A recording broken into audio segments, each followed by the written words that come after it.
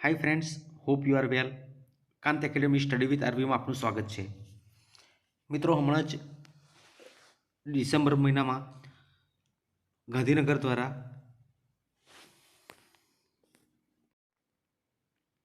Hi friends, hope you are well. Kant academy study with આરવીમાં આપનું સ્વાગત છે. મિત્રો, ડિસેમ્બર મહિનામાં ધોરણ 12 માટે એકમ કસોટી 2 લેવાઈ. આ એકમ કસોટીનું પ્રશ્નપત્ર સંપૂર્ણ સોલ્યુશન સાથે આજે આપણે જોવા જઈ રહ્યા છીએ. Standard 12 unit test 2 paper solution of English. મિત્રો, Gujarat secondary and higher secondary education board Gandhinagar દ્વારા યુનિટ ટેસ્ટ 2 ડિસેમ્બરમાં જ લેવામાં આવ્યો, જેનું આજે આપણે સોલ્યુશન જોઈએ છીએ. તો ચાલો જોઈએ. Section A, write whether the sentences are true or false. સાચા કે ખોટા વિધાન કહેવાના છે. First, as civilization develops workers feel freer. એટલે કે જેમ સિવિલાઇઝેશન ડેવલપ થાય છે, વિકાસ પામે છે, તેમ જે કામદારો છે એ વધુને વધુ મુક્ત થતા જાય છે. વાક્ય ફોલ્સ છે. બીજું છે, ants have a system like government. જે કીડીઓ છે એને ગવર્મેન્ટ જેવી સિસ્ટમ પદ્ધતિ હોય છે. આ સેન્ટેન્સ ટ્રુ છે. નાઉ select the most appropriate language functions from the brackets and write them against sentences. અહીંયા આપણને લેંગ્વેજ ફંક્શન આપ્યા છે, જેને વાક્યની સામું યોગ્ય ફંક્શન પસંદ કરીને આપણે લખવાનું છે. અહીંયા છે, Mrinali cooks food as if she were an expert chef. એટલે કે જે મૃણાલી છે એ એવી રીતે જમવાનું બનાવે છે જાણે કે તેણી એક ખૂબ જ નિષ્ણાત ચેફ હોય, રસોઈ જે બનાવે છે એ હોય. તો અહીંયા એઝ ઇફ એટલે કે એક સંભાવના કહી શકાય, સપોઝિશન, ધારણા કહી શકાય, એટલે આવશે આ શોઈંગ સપોઝિશન. ત્યાર પછી છે, the Germans worked hard to develop there country. German છે, જર્મન લોકો એ ખૂબ જ મહેનત કરે છે ટુ ડેવલપ ધેર કન્ટ્રી, તેમની જે કન્ટ્રી છે એનો વિકાસ થાય એટલા માટે. તો અહીંયા ક્યાંક હેતુ દર્શાવવાની વાત છે, એટલે આવશે એક્સપ્રેસિંગ પર્પઝ. ત્યાર પછી છે, select the most appropriate response. સૌથી જે એપ્રોપ્રિએટ યોગ્ય રિસ્પોન્સ છે એ આપણે અહીંયા લખવાનો છે. Ananya said, why do you praise Rohit. એટલે કે તું રોહિતને કેમ વખાણે છે. હવે કેશવ જેનો જવાબ આપે એ જવાબમાં ક્યાંક કમ્પેરિઝન બતાવવાની છે. તો આપણને નીચે જ્યારે 4 ઓપ્શન આપવામાં આવ્યા છે. His performance was very good, એનું પરફોર્મન્સ ખૂબ જ સારું છે, એટલે અહીંયા કોઈ કમ્પેરિઝન દેખાતી નથી. ત્યાર પછી છે, Rohit plays faster than most other players. એટલે કે જે રોહિત છે એ બીજા બધા ખેલાડીઓ કરતાં ખૂબ જ ઝડપથી રમે છે. તો અહીંયા ચોક્કસ કમ્પેરિઝન છે, એટલે આન્સર બી આવશે. ત્યાર પછી સી છે, હી પરફોર્મ એઝ ઇફ. એટલે કે અહીંયા કે જાણે સંભાવના દર્શાવી છે, અહીંયા કોઈ કમ્પેરિઝન નથી થતી એટલે નહીં આવે. Though he perform well he could not get prize. જોકે એ બહુ જ સારું રમ્યો પરંતુ તેને પ્રાઇઝ મળી નહીં, આ પણ આવશે નહીં, એટલે આપણે સાચો જવાબ છે બી. ત્યાર પછી છે, Navya said, how does your brother behave with you. એટલે કે તારો ભાઈ છે એ તારી સાથે કેવું વર્તન કરે છે. હવે કીર્તિ એનો જે જવાબ આપે એ જવાબની અંદર મેનર ઓફ એક્શન આવવું જોઈએ. મિત્રો, આ મેનર ઓફ એક્શન છે એ ગ્રામરનો એક ટોપિક છે, જેની અંદર ખાસ કરીને એઝ વાળું જે વાક્ય આવે છે અને એના પછી જે એક્શન છે એ એક્શન કેવી રીતે થયેલી એ એવું આવે છે. તો એનો સાચો જવાબ જે છે એ સી આવશે. He behaves as a friend does. એ રીતે વર્તન કરે છે જાણે કે મિત્ર હોય એ રીતે. ત્યાર પછી છે, select and write the most appropriate questions to get the underline words or the ફ્રેસીસ as their answer. એટલે કે અહીંયા આપણને એક સેન્ટેન્સ આપ્યું છે, એ સેન્ટેન્સમાં જે શબ્દ નીચે અંડરલાઇન કરી છે, તો પ્રશ્ન એ રીતે બનાવવાનો છે કે એ અંડરલાઇન કરેલો જે પાર્ટ છે, જે ભાગ છે એ જવાબ તરીકે મળે. અહીંયા સેન્ટેન્સ છે, the police caught the thief near the hotel yesterday. એટલે કે પોલીસે હોટેલ નજીક એક ચોરને ગઈકાલે પકડ્યો. તો નિયર ધ હોટેલ એટલે કે હોટેલ નજીક, એટલે આ સ્થળ દર્શક માહિતી થઈ, એટલે પ્રશ્ન પૂછાશે વેરથી. હવે અહીંયા 2 જગ્યાએ વેર છે, એક ઓપ્શન એમાં અને સીમાં. તો આપણે કેવી રીતે આન્સર સાચો લખી શકીએ? તો અહીંયા જોઈ શકીએ કે પોલીસ કોટ છે, CAUGHT, એ કેચનું પાસ્ટ છે, એટલે પ્રશ્ન ડીડથી પૂછાય. જ્યારે એની અંદર આપ્યું છે ડઝ, એટલે કે સિમ્પલ પ્રેઝન્ટ ટેન્સમાં પ્રશ્ન પૂછવામાં આવ્યો છે એમાં, પરંતુ વાક્ય આપ્યું છે સિમ્પલ પાસ્ટમાં, એટલે પ્રશ્ન પણ પાસ્ટની અંદર જ પૂછાશે. એટલે સાચો જવાબ થશે C. Where did the police catch the thief yesterday? પોલીસે ગઈકાલે ચોરને ક્યાંથી પકડ્યો? As I was about to leave he ask me. જેવો હું નીકળવાની તૈયારી કરતો હતો તેણે મને પૂછ્યું. તો અહીંયા as I was about to leave એટલે જ્યારે નીકળતો હતો ત્યારે, તે આપણે કહી શકીએ કે ભાઈ ક્યારે એણે મને પૂછ્યું. તો ક્યારે સમયદર્શક છે એટલે વેનથી પ્રશ્ન પૂછાશે. અહીંયા બે પ્રશ્ન વેનથી પૂછાયા છે, એક બી અને ડી. હવે વેનની અંદર when was he ask me, આ ગ્રામેટિકલી ખોટું સેન્ટેન્સ છે. સાચું થશે when did he ask me, તેણે મને ક્યારે પૂછ્યું. ત્યાર પછી છે section B, read the extract and answer the question. અહીંયા આપણને જે ટેક્સ છે, ટેક્સ્ચ્યુઅલ એક પેરેગ્રાફ આપવામાં આવ્યો છે, જે આપણે ટેક્સમાં ભણ્યા હતા, એન્ડ્સ કીડીઓ વિશેનો જે લેસન છે એની ઉપરથી પ્રશ્ન પૂછવામાં આવ્યા છે. આનો અભ્યાસ તમે તો કરી લેજો. પ્રશ્ન છે which kind of ants keep other ants as slave? કયા પ્રકારની કીડીઓ છે એ બીજી કીડીઓને સ્લેવ એટલે કે ગુલામ તરીકે રાખે છે? તો અહીંયા પેરેગ્રાફમાં એનો આન્સર આપેલો છે, અને એ આન્સર છે the powerful red ants keep other ants as slave. ખૂબ જ શક્તિશાળી જે લાલ કીડીઓ હોય છે એ બીજી કીડીઓને ગુલામ તરીકે રાખે છે. ત્યાર પછીનો પ્રશ્ન છે why do the red ants attack the nest of the black ants? એટલે કે શા માટે જે લાલ કીડીઓ છે એ બ્લેક એન્ડ્સની નો જે નેસ્ટ હોય છે એ જે રહે છે એની ઉપર અટેક કરે છે?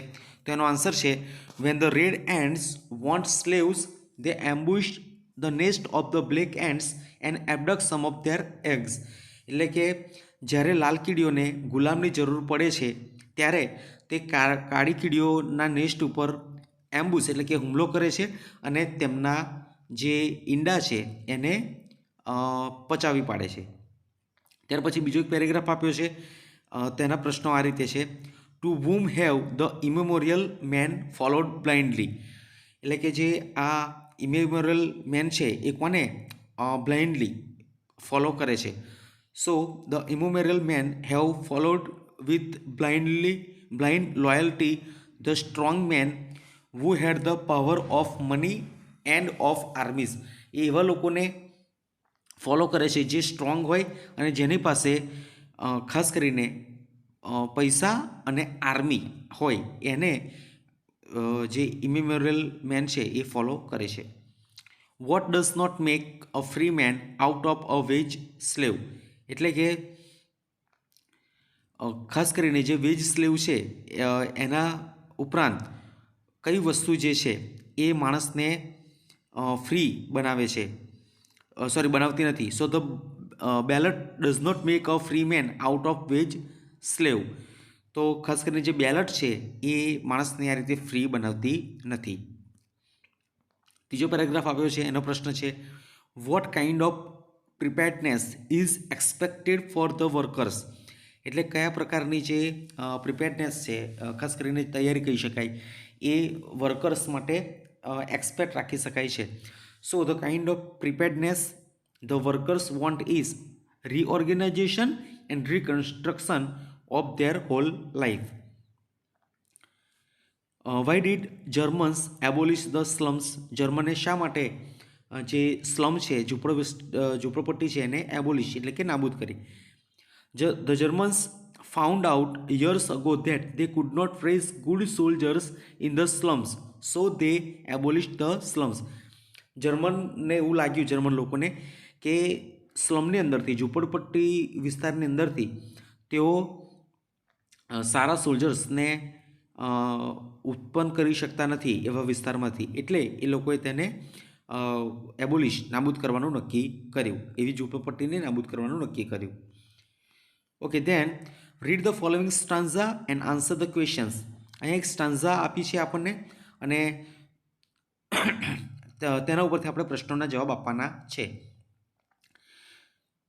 what similarities does the poet mention among hands and eyes of the people of the world?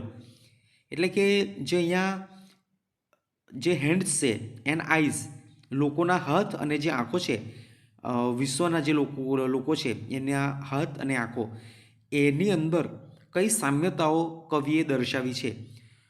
તો sleep and strength are the similarities that poet mention among hands and eyes of the people. આ બંને વસ્તુ અહીંયા કવિએ દર્શાવી છે. કઈ બે વસ્તુ? Slip and strength. Okay, how can we win strength? આપણે જે સ્ટ્રેન્થ છે, શક્તિ છે, તાકાત, કેવી રીતે જીતી શકીએ? We can win strength by લવ. આપણે પ્રેમથી તાકાતને જીતી શકીએ. What do we all understand? આપણે દરેક જણ શું સમજીએ છીએ? We all understand that in every land there is a common life. આપણે દરેક જણ સમજીએ છીએ કે અહીંયા દરેક જે લેન્ડ છે, દરેક જમીન છે, તેની ઉપર જે લોકો રહે છે એ દરેક કોમન છે, સરખા છે. સેક્શન સી, અહીંયા આપણને એક પેરેગ્રાફ આપ્યો છે, અનસીન પેરેગ્રાફ છે, એના પ્રશ્નો છે. Why would Ang Dorji feet get cold? તેઓ શા માટે તેમના જે ફીટ છે એ ખાસ કરીને ઠંડા પડી ગયા? Ang Dorji was going to climb without oxygen so her feet get cold. તે જે ઉપર ચઢાણ કરી રહ્યા હતા એ ઓક્સિજન વગર હતું, એટલા માટે એમના જે પગ છે એ ઠંડા પડી ગયા. What did the narrator tech in the breakfast? જે આ વર્ણન જેણે કર્યું છે નરેટર, એમણે ક્યારે બ્રેકફાસ્ટ કર્યો, નાસ્તો કર્યો? ધ નરેટર શું નાસ્તામાં એમણે લીધું? The narrator took a light breakfast of a few biscuits and a slab of chocolate. એમણે light breakfast and slab of chocolates એ નાસ્તામાં લીધું. અહીંયા આપ્યું છે give another word for leave from the paragraph. પેરેગ્રાફની અંદરથી લીવનો એક સિનોનિમ લેવાનો છે, જે છે એબેન્ડન, એટલે કે ત્યજી દેવું, છોડી દેવું અથવા તો છોડી દેવું. Section D. સેક્શન ડીની અંદર આપને આપ્યું છે કે miss Sneha Jhala from Ahmedabad writes an email to the managing director of Amul dairy. એમનું અહીંયા ઈમેલ આઈડી આપ્યું છે. For getting permission to visit the dairy with her classmates draft an email on her behalf. એટલે કે મિસ સ્નેહા ઝાલા છે એ અહેમદાબાદના છે અને અમૂલના મેનેજિંગ ડિરેક્ટર છે, એને એક ઈમેલ લખવાનો છે એમના વતી આપણે, કે તેઓ એક મુલાકાત લેવા માગે છે ડેરીની પોતાના ક્લાસમેટ સાથે. તો મિત્રો અહીંયા ઈમેલ લખવામાં આવ્યો છે એ તમે અભ્યાસ કરી અને લખી શકો છો.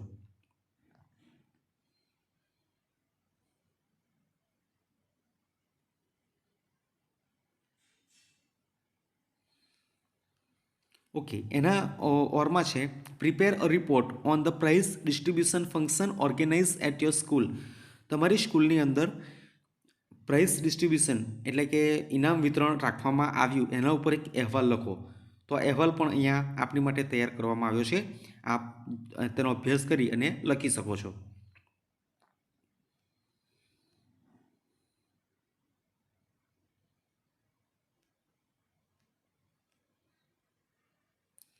ઓકે, તો ફ્રેન્ડ, આ હતું તમારું એકમ કસોટીનું પેપર.